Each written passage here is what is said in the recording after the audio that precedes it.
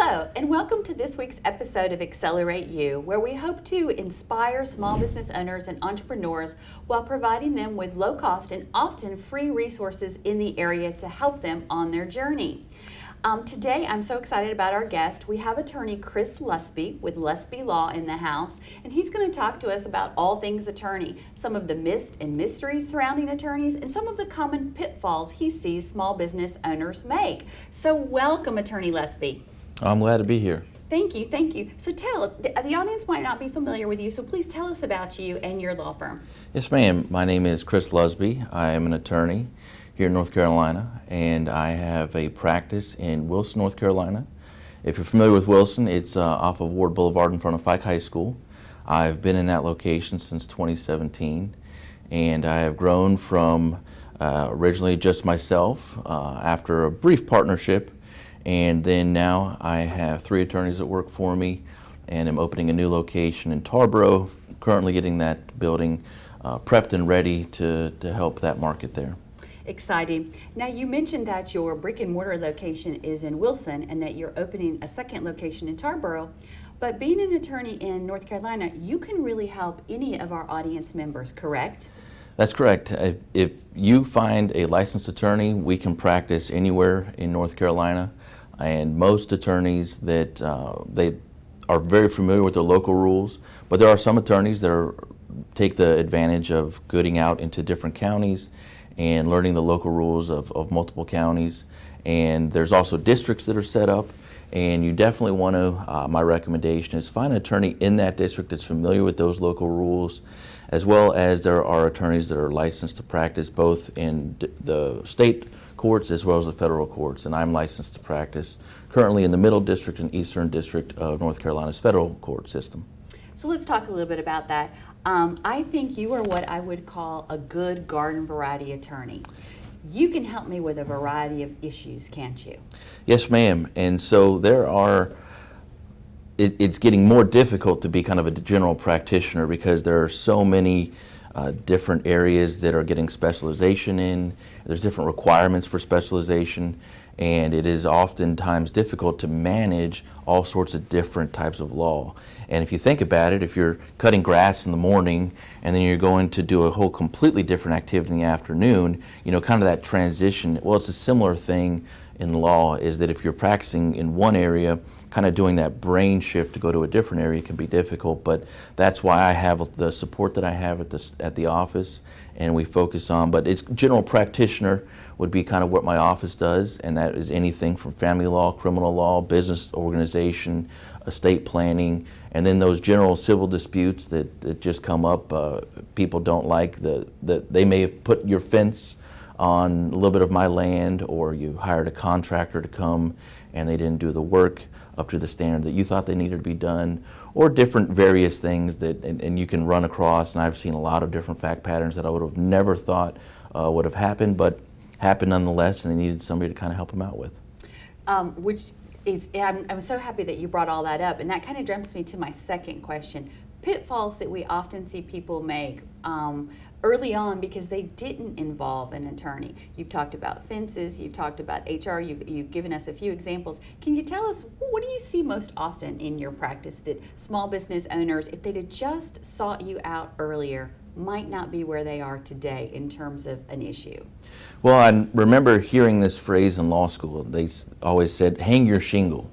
And so if you look back at the history of kind of attorneys in our country, and they literally would hang the shingle, just like the local shoe repair or dentist or any other business that would go downtown, and they would hang the shingle outside. And that was kind of what it was understood to be, is that there was that small town attorney that was there to help the community, was there to help everybody that was involved in the decision-making process, from the top to the bottom to that landowner. And families had their attorneys. They had that go-to person or go-to firm to go help them with from everything from minor questions to larger questions. And then it kind of went away from that to where attorneys were only on the emergency basis. And so people have forgotten that there are a lot of small answers that are readily available and accessible through get your local attorney.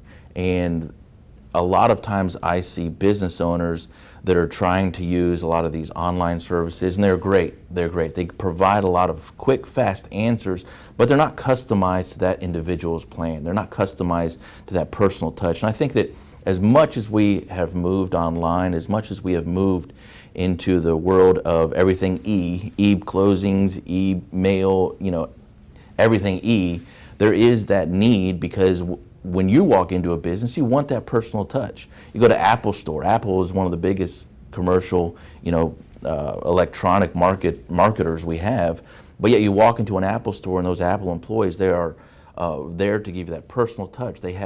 You buy an Apple device, and they'll walk you through it. And so there's that personal touch that's still required. And it's something as intimate as starting your own business. This is your dream. This is what you have put your time, effort, blood, sweat, and tears into. It deserves to have that personal touch to make sure that it is customized to your dream. And that is where meeting with an attorney in the beginning to kind of help you outline, this is what your dream is, and this is kind of how we can achieve that. And strategically plan the different things, put in place the different tools that would allow that person to reach their achievements. And you know what? If you can outsource some of these ideas like liability considerations, then that allows the business owner to focus more on the business, focus on doing what they are seeking out to do. And that is something that I think that a lot of people are getting away from. They're so eager to get into the business, to start making the money necessarily, or to just start putting their product out there or their idea out there, as novel as that idea may be. And so they kind of, I think, jump ahead some steps and don't realize that perfect planning is really going to have the best result for perfect outcomes. And while nothing can be perfect, it's as close as you can get to. And it takes a lot of the weight off the shoulders of those that are really just wanting to start their business. I know some examples of that would be, look at Etsy and those people that are on Etsy, and the public that are buying those Etsy artists. The artists are oftentimes in their home, and they're producing a product, and it is a product that the community wants, that the market wants. And so then they're thinking, well, maybe I need to take my business to the next level. Maybe I need a brick and mortar. Maybe I need increase my online presence. And when they increase their online presence, there's still a need for them to reach and tap into that market. And so they may accelerate their plans a little too fast, and they don't think back to all the different steps that makes it possible for them to grow. And one of those is structuring the business. One of those is making sure that they have dotted all their I's and crossed all their T's. And so I think that it is important that when you're looking at that person, the market appreciates and accepts that they're at their home making this product. And then when they find themselves either in a brick and mortar, or they find themselves having a larger e-commerce type of structure, it kind of falls flat because they didn't accelerate in the right way. And you see this oftentimes. You see these commercial locations, and you see one business come in, 3 months later it's out. The building goes vacant. You see another business come in, 3 months, that's out. And that is because, well, for several reasons. Number one, I think you have a landlord that is so eager to have somebody in there, and maybe they're not as savvy in the real estate market, and so they're willing to, they lower their price to or the rent to a point to where they're capturing all these kind of entrepreneurs that are really just so eager to start the business, that the real estate investor who owns this property is maybe reaching outside of what their knowledge base is, and they're getting in these people in their business that aren't going to be successful. And then they have the entrepreneur that's putting themselves in there that don't have everything set up, all the I's crossed, all the T's, or all the I's dotted and the T's crossed. And so then the recipe for success is not there.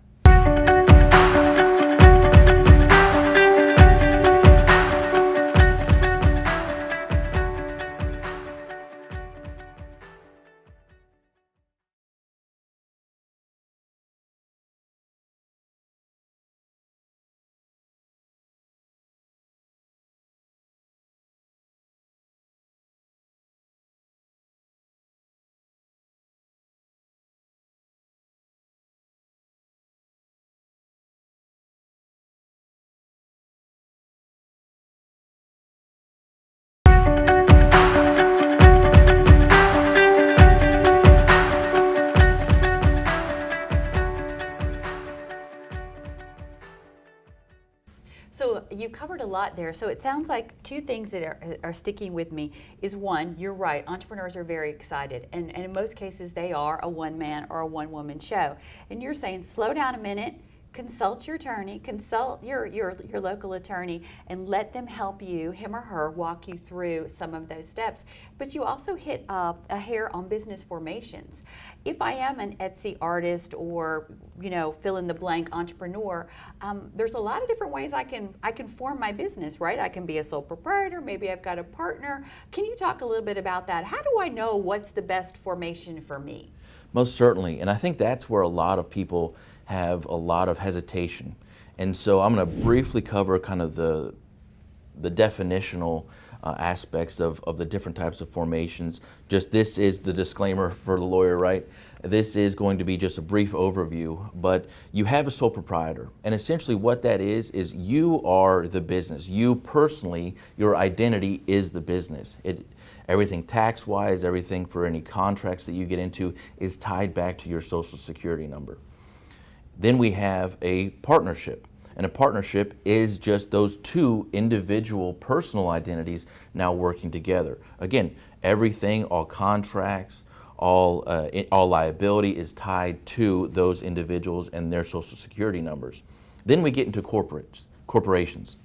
And we have LLC, the Limited Liability Corporation, and that is one extra level between the business and its liability and protection against any liability that may come from it. And you actually get your own employer identification number, and that is set up as its own entity. All corporations become an individual.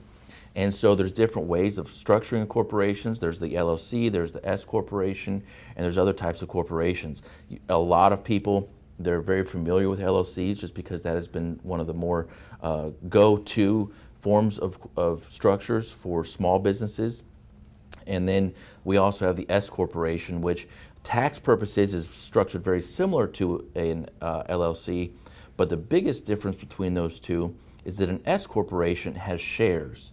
And those shares in the S corporation survives one of the members, or the president in that instance, survives them either being removed or them passing away or something like that, something tragic happening to one of the members, or they are no longer interested in being involved there. Whereas in LLC, the members and the member management, they are the business still. And so if one of those members is no longer available to participate, then the LLC will necessarily either have to sell that member to another member, or it would have to dissolve. And so those are some of the just quick overview of the kind of the main structures of the business. But the main purpose of a corporation is that protection of liability. Now, the biggest pitfall I see in people when they're structuring their business is that, again, they go online and they see, oh, structure your LLC. They Google search LLC, how to set it up. And they find this company that gets them this nice packet. But what they don't realize is that there are formalities that are necessary in place, and they have to be in place in order to actually have the benefit of that liability protection. And North Carolina is pretty strict on those formalities. And if those formalities aren't followed, then it's what we call piercing the corporate veil. And all that liability that you're wanting to have to where your personal assets, your assets tied to your Social Security number to be protected, they're no longer actually protected. And the biggest thing, and probably the biggest myth that I see, is that if I've registered my business with the Secretary of State, I now have a corporation. When in fact, the only purpose for the Secretary of State's office of registering there is so lawyers like me know where to go to sue somebody. Because that's where all the registered agent's information is, that's where the address for everybody is. And so that's the only purpose for the Secretary of State, well, not the only purpose, but that is the main purpose for an attorney, is to be able to go and identify who is the member, who is the person that we need to go after, where do we need to send the complaint of a lawsuit. And so that, in fact, does not set up your corporation. Corporations are set up by contract, by the bylaws, by the corporate charter, and the different things like that. And so if all you've done is registered your business online, you have just given the liability structure that you have just wiped that out. And all you've done is given the attorney that after you may have had some negligence or some culpability or some exposure to liability, all you're doing is giving that attorney a place to go and know where to send that lawsuit to. Wow. Wow, that is really serious, and I don't think that most people realize that. But I'm sitting here and I'm thinking, that sounds expensive.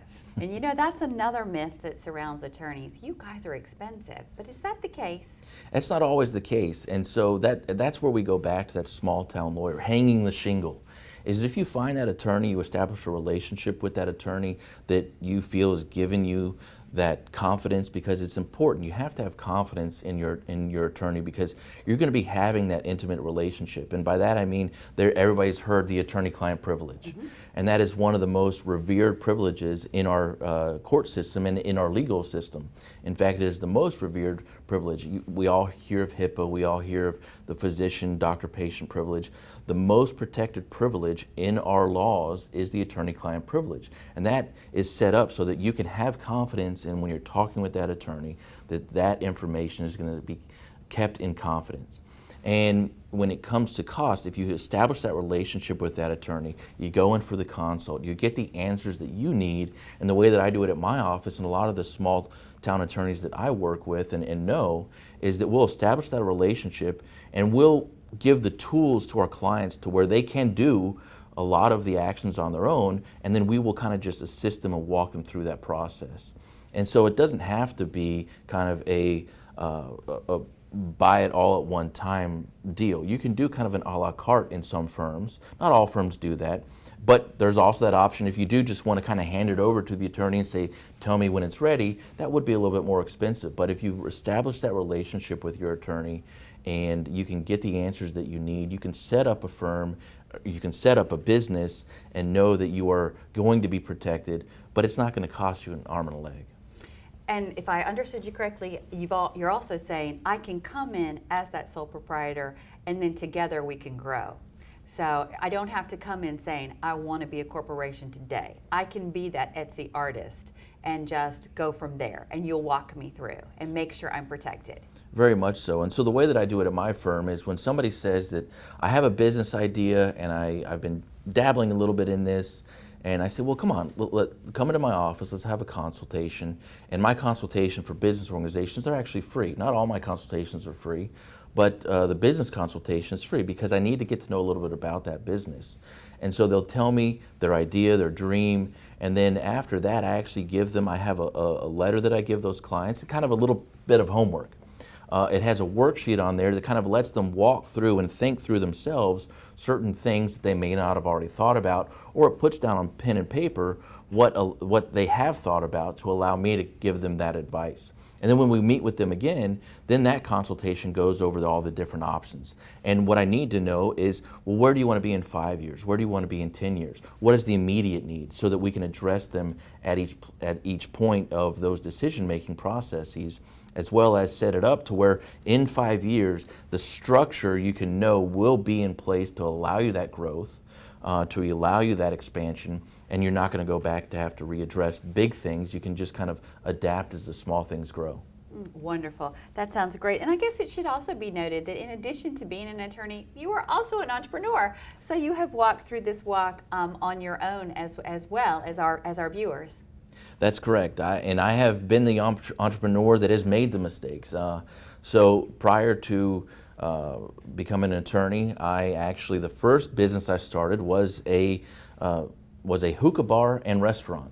Okay. in Radford, Virginia, and I opened that up with a partner, and I opened that up as the school that I was going to, Radford University. They had a young entrepreneurs club, and I was the president of it, and the whole purpose of that club was to develop business plans. Well, I saw a need in the community that hookah and the shisha was huge at that time. For those who are not familiar with it, it's just flavored tobacco, and so it allowed those because in college we know that those frat parties are pretty popular. Yes. But if you're not of drinking age, where else are you going to go to have live music, to have a good time?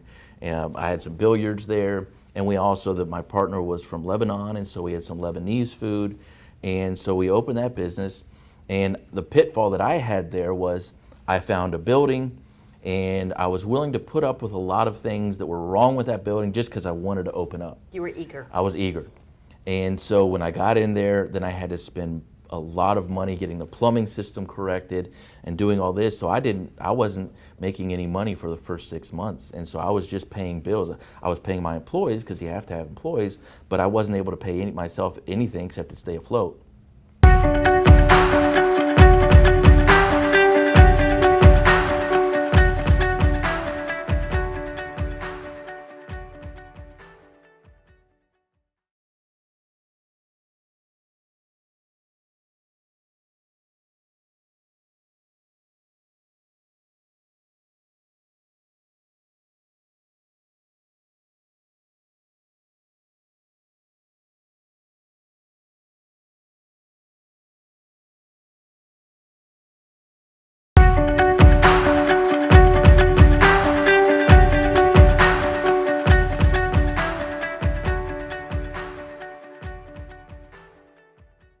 And so that was a big learning experience. It was one that allowed me to, at that point, there were some people in Washington, D.C. that saw that I had ran that business and hadn't gone out of business, because restaurants are one of the most difficult industries, that I then bought into a franchise. Now, the difficulty in this was, it was 2007, 2008 when the bubble burst.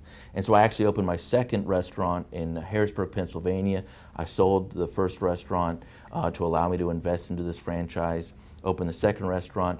Now that one wasn't as successful because in 2008 the bubble burst, the housing crisis, and so that was just a bad year to start that type of business. And I know that we're kind of in similar times now, and so there's a lot of people out there that are thinking that I have this idea.